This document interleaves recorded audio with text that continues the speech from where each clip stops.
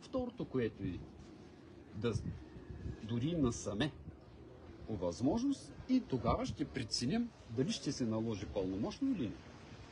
Тоест, не е лошо, да не представя. Още обяснявам. Кой ме изпраща, нали, това е нейния мъж. След като вие, ако е задържана въобще, ще ви помоля да ми дадете заповеди за задържане и други подобни. Кой е ръководител? Искам също така да разбера. Нали така? Значи не сте упълномощен да сте нейен защитник. Точно така. Няма как да ме упълномощи при условие, че не съм се срещнал. Ако е задържана, искам да видя заповедта. И аз искам да се срещна с нея. Ако искате, И вие сте на работа. вече е друг въпрос. Значи, що не сте упълномощен нейен защитник, избавте ми да изчакате да приключите колегите работа. Господин, кой не разбрахте, от което ви обясних? Искате ли един лист да ви дам и да запишете, че ми отказвате достъп до клиента ми? Или на нея? Достъп? Да, Клиента достъп. ви? Да, точно така. Тя не е клиент. Нали има адвокатски услуги? Той е адвокат. Как? Мъже и го праща. Искам да споря. Кой отговаря, ми кажете за тук в момента, което се извършва? Не мога да ви кажа, нямам представа. Ами айде да се срещнем. Как? Кой е тогава вашия с него. началник? Може да ни кажете вашия началник? Колегата се среща с него и той казва така. Ако сте нейен защитник, упълномощен, няма проблем. Ако не, мога съм да ви изчакате. Значи адвокати не са постъпвачи. Кой нареди това? Ми кажете. Име ви искам да чуя. Няма да. Излязеш се заповеди. Защото има инспекторат. Има и абсолютно всичко. Вие в момента нарушавате основни права, конституционно гарантиране.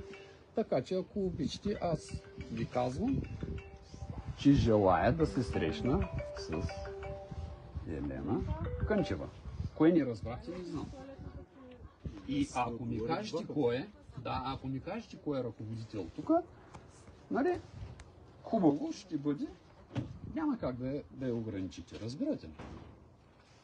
Това е нейно право, също така и моето право, така че хайде сега да ми кажете, да ме допуснете да се срещна с нея. Не мога да ви дам Задържана ли? информация. Ами да, информация пред себе.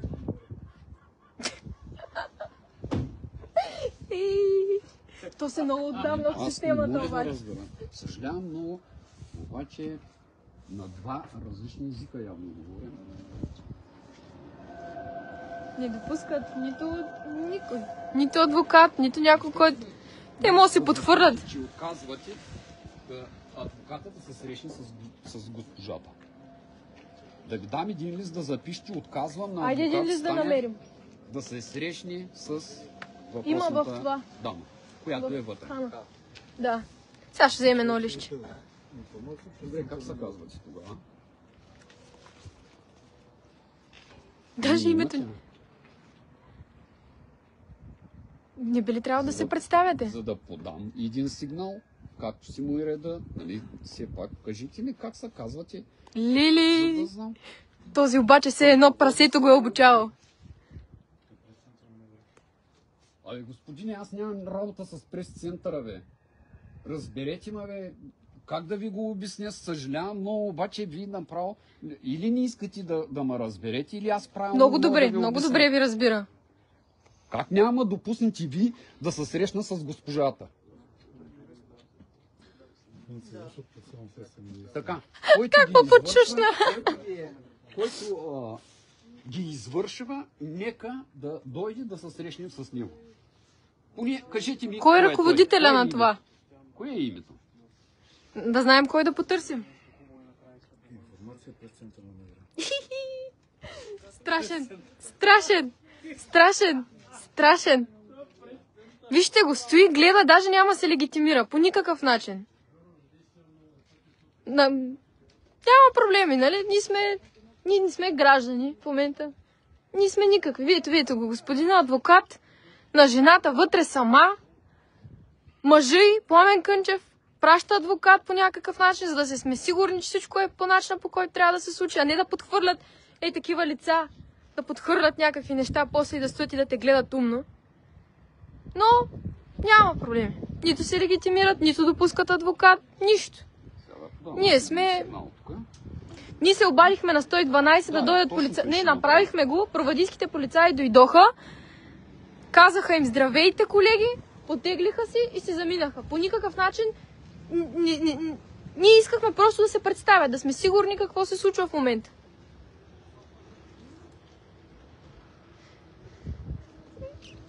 Недопустимо е. Недопустимо е. Ей, това са служителите на прасетата.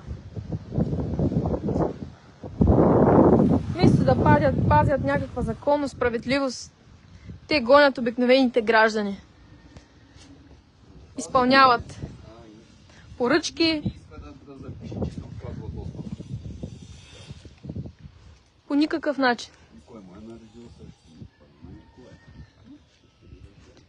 Ето тук пишат хората, надуйте клаксоните.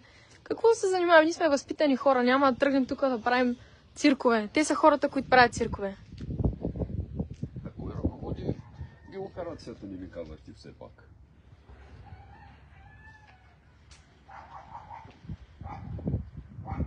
Или пак ще кажеш ти през центъра на мен. Те са опасни. Опасни са, гледайте ги, значи. Много са интересни. Стоят. И това е само в един дом. Те са претършвали на най-различни места в момента в цялата страна. Не допускат адвокат. Пълно погазване на човешките права. Не се легитимират. За не знаеш как се казва, после си търсиш отговорност към този човек. Не знам, аз на ваше място наистина ще тегля един куршум. Най-лошо е да служиш на прасе. Най-лошо е това нещо. Аз съм човек, който вярвам. С чиста съвест съм пред себе си, пред делата ми. Останала съм тук да се боря в едно село. Вместо младите хора да напускат, както направят в момента. Те напускат. Ние сме останали тук и се борим и правим нещо красиво, защото и тия мостове, къде ги виждате, те са дарения за селото. Защото хората, къде ви плащат една тоалетна, не са направили с народните пари. А ние сме се успели да се обединим да направим нещо красиво. Унищожиха бизнеса и после какво правят? Наричат измамници хората, които се борят за нещо красиво. И Руди Гела и Костадин Костадинов, псевдополитици, които служат на партия мафия, също сте като полицаите, които стоят в момента срещу мен. Ей така в ОДМВР Варна, началника на полицаите или там какъв се води точно, на вътрешна сигурност, дирекция вътрешна сигурност, Славчев, Светослав Славчев, пази племенника си, хванат с наркотици, рецидивист, държи сметка на полицаите, които са го хванали, защо са го направили това нещо. Той си полицай да си и да искаш да си свършиш работа, не може да си я свършиш, защото е такива като Светослав. Те служат на прасито. И хората сега, примерно в момента са им заповядали да мълчат, ако кажат нещо, утре ще бъдат уволнени. Утре репресии, утре наказания. И какво да направим, ще кажат хората. И ето ние, това, което правим, ние решаваме да се изправим пред някаква несправедливост и винаги ние сме лошите. Ние сме черните, ние сме измамниците, ние сме какво ли не. И хората пляскат, кефят са, зрелища да има, цирк да има. Нищо, че съсипахте съдбите на колко хора, вие го направихте, а не ние.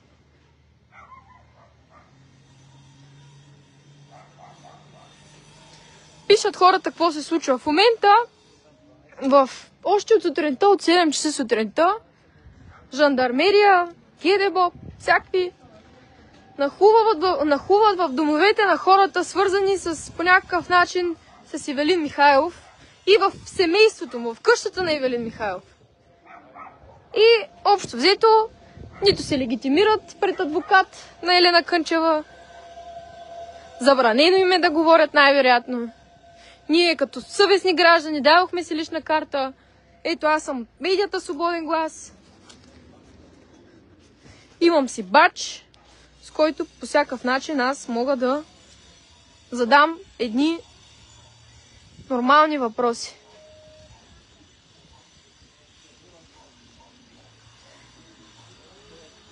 Аз нямам страх от такива хора. Както ви казах, аз живея с чиста съвест. Знам за какво се боря, какво съм правила, знам хората. Всичко знам. И знам, че истинските престъпници ви заповядаха това нещо да го направите днес.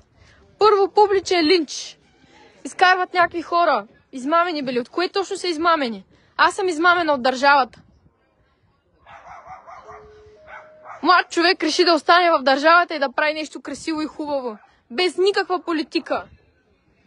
Дойдоха и казаха, ако не станете част от това, ако примерно не искате по някакъв начин перки, ще си имате ще носите вашата отговорност. Ние решихме да се изправим. Протести.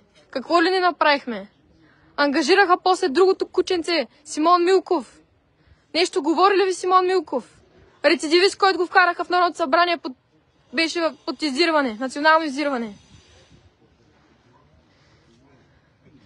После Костадин Костадинов, който идва от тук и ни хвали какви сме били добри, как нещо сме правили за държавата, единствено после почна да прави комисия. Не даваха на инвеститорите на исторически парк да влязат в тази комисия. Не позволиха да говорят. Ето ги BTV, нова, вършат си работа хората. И те какво да направят? Между другото и такива репортери, те заслужават уважение. Те отиват и правят нещо. Обаче техните шефове не заслужават уважение, защото ако кажа нещо за Певски и няма да го пуснете. Аз съм измамената от държавата. Ме викат също на разпити. Да ми говорят аз каква съм била. Аз единственото, което ти ми идва да направя, да се изплюя върху някой, но от уважение няма да го направя. Не ме е страх. Какво ти искате той правите?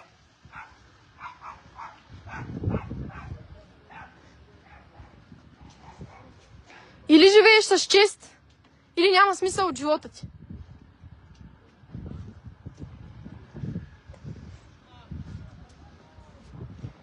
Аз съм измамената, господа, Аз съм измамената, искам да ме разпитате мен.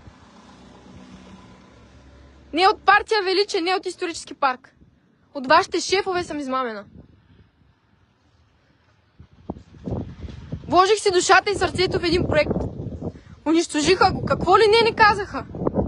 Цялото ОПГ, така убиват всеки бизнес. Така утре вашите дъщери, вашите синове.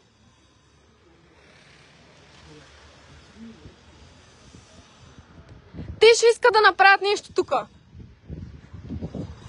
Прасето е така, ще стракни с пръсти. И ще каже, щом не си с мен, значи изчезваш.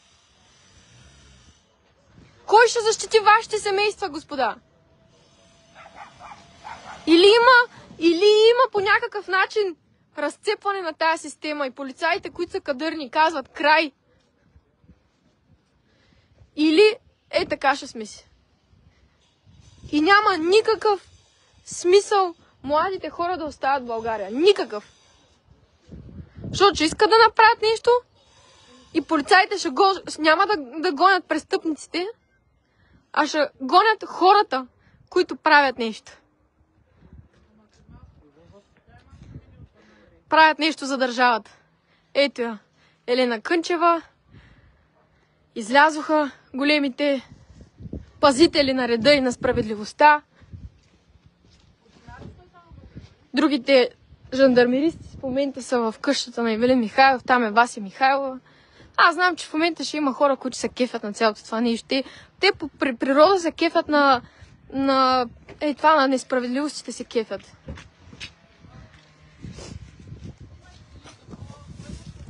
Нищо, те са го такова ли, да не мога да снимаш. Те да знам какво има.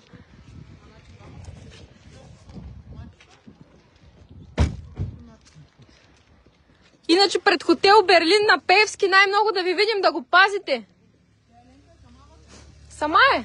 Тя полицайите чуят какво да правят, ама ще им се обарят. Сега ще им кажа, да, как. Ето, вече махат. Така е, хората, които се радват на това, да знаете, че един ден несправедливостта ще дойде пред вашата врата. И когато вие сте били участници в унищожението на хората, които се справят с това, тогава няма да има кой да ви спаси. Никога. Защото има един Господ. Ето се едно бокуче остана. Да, съберете се бокука, господин полицай. Янко. Ние сме хора, които се пазим чистота в селото. Браво, браво.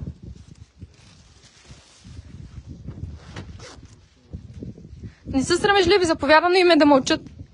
Живот на сборната място пак нещо. Какво да ви кажа?